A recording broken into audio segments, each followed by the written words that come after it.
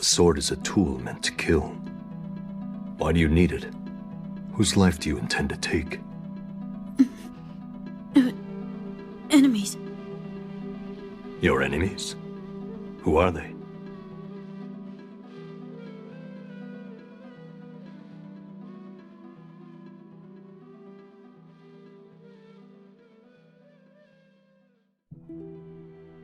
Late last year, I was introduced to Vinland Saga through Instagram Reels, which I know is a weird way to find out about an anime. I was in a weird spot at the time, so I found myself in this self-improvement, David Goggins type algorithm, and I also like Goku. This is going to be so cool! So I got the anime side of it too, and somehow through the scrolling, beyond Berserk and, the occasional Naruto Goku post, there was a lot of Vinland Saga, a show I had never heard of before, and I'm not gonna lie, it got me interested. While I started watching Vinland Saga, I found myself noticing something quite interesting.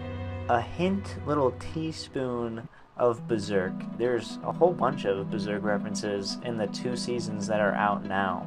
And so I just wanted to make a video of maybe 5 Berserk references in Vinland Saga. Some of these connections are like 100%, and others are just kind of loosey-goosey, feely-wheely. The first Berserk Easter egg that I want to talk about that's in Vinland Saga, Canute walking on a path of corpses just like Griffith does in the Eclipse of Berserk. It's actually the only one that I found people talking about online, and the one that kind of validated the fact that this video can exist. It's so comparable that I found this image, and I think it's really dope. It's literally the two combined. There's almost a sunken ship fallacy of dead people, where they're like, well, all these people died already for what we're trying to do, so why not add a couple more bodies to that? It is true. Men possess a side that is barbarous. A really cool reference to show that both of these characters are willing to step all over people to get what they want. I think it shows how Canute and Griffith are similar characters, which is honestly a pretty good segue.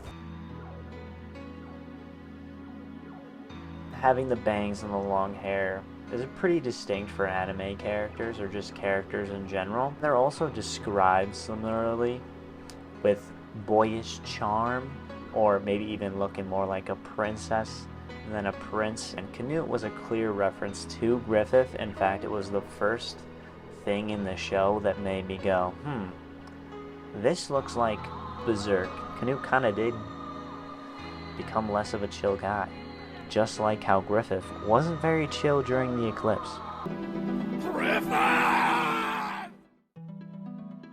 So we're going to talk about the Berserker mushroom that Bjorn eats. It's probably going to be the weakest one.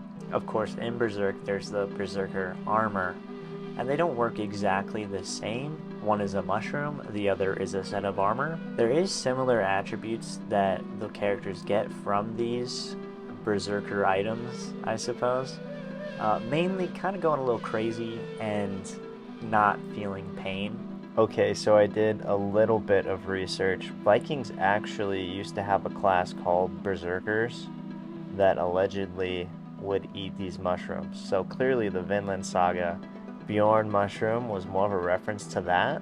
But the fact that they're called Berserkers and the effects are similar to the Berserker armor, I think that the origins could be connected. Probably both of these things just tie back to actual history. Like I said, this was probably the worst connection, and we're about to get into my favorite of the video, so keep watching. Since I have you here, I might as well tell you that I make these videos about anime, video games, mainly Dark Souls, Berserk so far, but we'll see what happens. I basically just try to talk about things that interest me, themes, with good, positive, real-world messages that hopefully you can take away.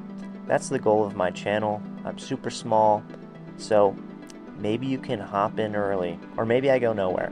I don't know, I just wanted to throw that out there. Feel free to sub.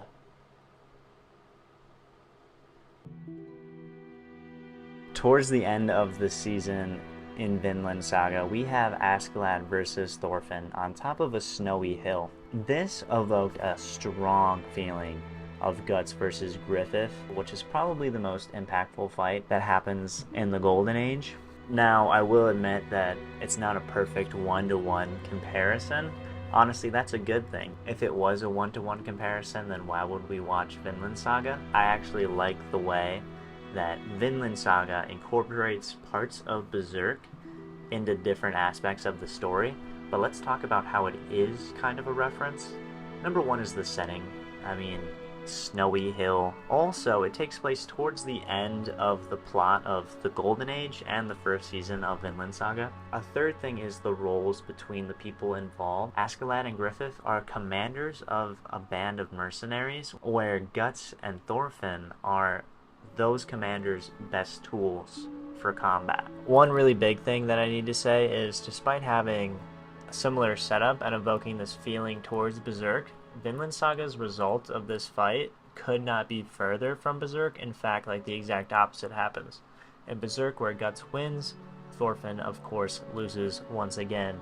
Although this scene really makes me think of Berserk, I do see that what happens is not like Berserk. While having different effects on the plot, a big reason why I find this reference so important is it was the point in the story where I really was hit with, okay, this is somewhat related. I had Canute's haircut to be like, okay, that's kind of like Griffith. But this was before the scene where we see Canute walk on that pile of corpses, which is 100% a callback to Berserk.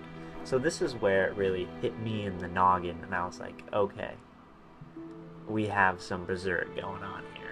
And it leads into my next point, which is going to be the final connection to Berserk from Vinland Saga that I'm going to talk about. The last connection between these two stories is the dynamic between the characters in the first season of Vinland Saga and the Golden Age of Berserk.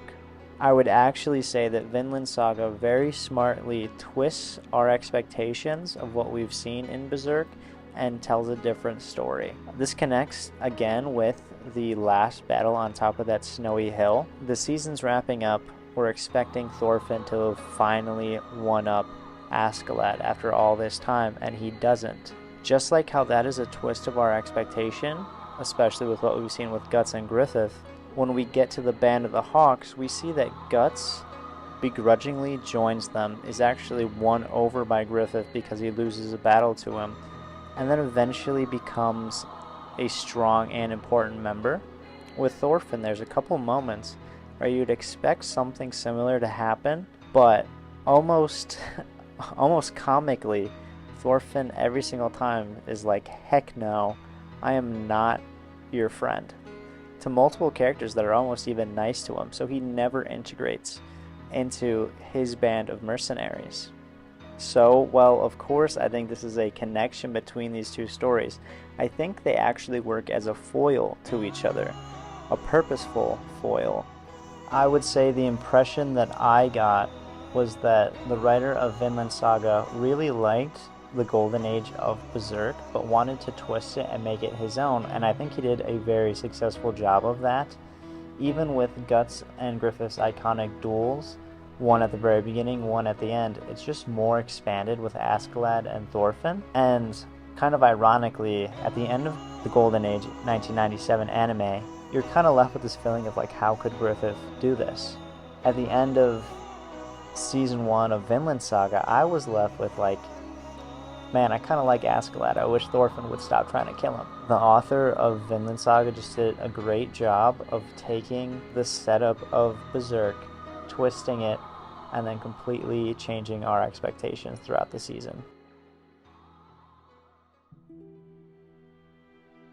I'm going to end the video off with some closing thoughts, but before, I would like to say, if you've made it this far, thank you, and consider subscribing. This is like the third video I've made. The other one's on Dark Souls, then I have one on Berserk that's doing pretty good. And it's pretty rare for someone to get to this point in the video. There's usually a pretty sharp drop-off. So if you're here, leave a comment so I know what my real fan wants me to talk about.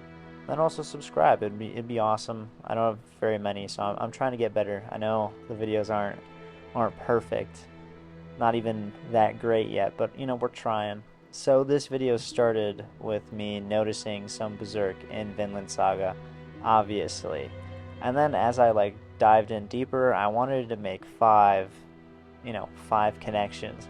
Like I said, the Berserker mushroom, the third point, was a bit of a stretch. Honestly, Berserk is in the name, so I took it, but then that led me on a little bit of a history lesson, which was really dope. Aside from that, you know, with the fifth point, just kind of talking about the overarching setting of these two stories and how they're similar, I really enjoyed that, but I didn't know if I conveyed it the best way. So hopefully if you're listening, you could let me know in the comments. I think I watched a Ludwig video, and he called it like the yank and swap or something, the yank and twist, where you take really good concepts and then you kind of flip them around and make them yours. I think Vinland Saga did that well. I think that's probably the biggest takeaway from a video like this, is that if you have a story that's really impacted you, see what you can get out of it, reinvent it to make it your own, and then use it. Same can just be applied to lifestyle, not just like storytelling. So yeah, anyway, been all over with Clover. Thank you for watching the video. Have a great day.